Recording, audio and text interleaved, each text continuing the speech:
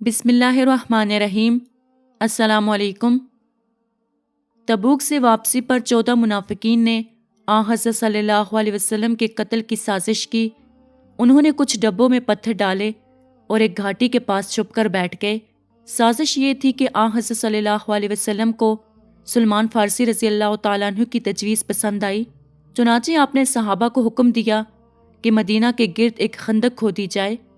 اس کام میں ہر 10 افراد کے حصہ میں 40 میٹر خندق آئی۔ گرمی کا موسم تھا، لو زوروں پر تھی، شہر میں غلہ کی سخت کمی تھی اور مسلمان بھوک کا شکار تھے۔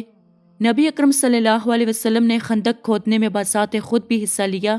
کھدائی جاری تھی کہ سلمان رضی اللہ تعالیٰ عنہ کے سامنے ایک بڑی چٹان نمودار ہوئی۔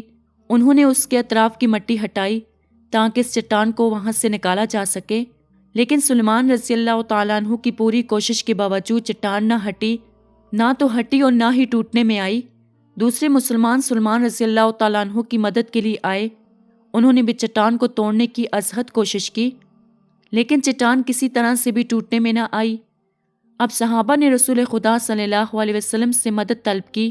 حضرت صلی اللہ علیہ وسلم نے تیشہ اٹھایا اور چٹان پر مارا، جس سے چنگاریاں اٹھیں۔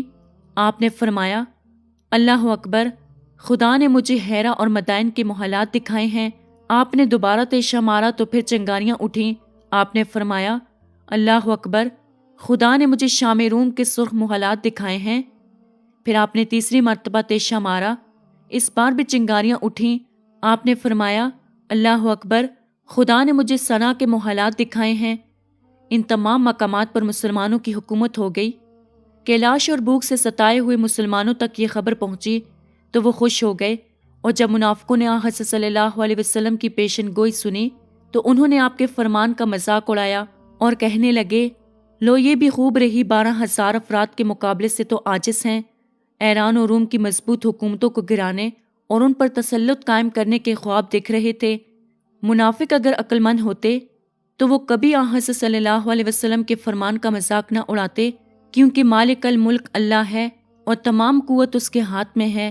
وہ جسے چاہے عزت دے اور جسے چاہے ذلت دے، جسے چاہے حکومت اور سلطنت عطا کرے اور جس سے چاہے سلطنت چھین لے۔ بحر نو کفار کا متحدہ لشکر مدینہ پہنچا تو وہ یہ دیکھ کر حیران رہ گئے کہ مدینہ کے ارد گرد ایک گہری اور چوڑی خندق کھودی گئی تھی۔ اب خندق عبور کرنا محال تھا، لہٰذا لشکر کفار مدینہ کے گرد خیمے لگا کر بیٹھ گیا۔ ایک دن عمر بن عبدود نے اپنے ساتھ کچھ سواروں کو ملایا اور خندق کے گرد چکر لگایا۔ ایک جگہ سے انہیں خندق نسبتاً کم چوڑی دکھائی دی۔ انہوں نے اس مقام سے گھوڑوں کو ایڑ لگائی اور خندق کو عبور کیا اور مسلمانوں کے سامنے آ کر مبارز طلبی کی۔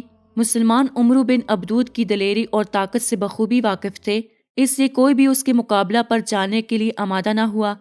حضرت صلی اللہ علیہ وسلم نے مسلمانوں سے کہا کہ اس کے مقابلے کے لیے جائیں۔ آپ نے 3 مرتبہ مسلمانوں کو اس کے مقابلے کی دعوت دی، لیکن ہر بار حضرت علی رضی اللہ تعالیٰ عنہ کے علاوہ کوئی بھی اس کے مقابلے کے لیے نہ اٹھا۔ جب حضرت علی رضی اللہ تعالیٰ عنہ تیسری بار اٹھے تو رسول خدا صلی اللہ علیہ وسلم نے انہیں جانے کی اجازت دی۔ آپ شیروں کی چال چلتے ہوئے اس کے مقابلے پر آئے اور اسے بڑی دلیری سے قتل کر دیا۔ اس کے قتل سے مشرکین پر لشکر اسلام کی دہشت چھا گئی اور مسلمانوں کو اس سے بڑی خوشی محسوس ہوئی۔ خدا کا کرنا یہ ہوا کہ متحدہ لشکر کے سربراہوں میں اختلاف پیدا ہو گئے، جس کی وجہ سے لشکر میں بددلی پھیل گئی۔ پھر اسی دن اللہ نے سخت آندھی بھیجی جس نے لشکر کفار کے خیمے اکھیڑ ڈالے اور ان کے سامان کو درہم برہم کر دیا۔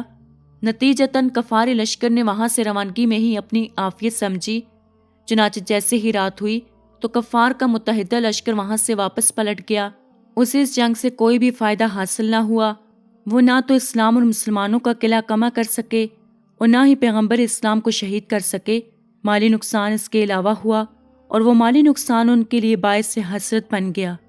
امید کرتی ہوں کہ آپ کو آج کی ویڈیو پسند آئی ہوگی۔ مزید اسی طرح کی ویڈیوز دیکھنے کے لیے ہمارے چینل کو سبسکرائب کریں۔ خدا حافظ۔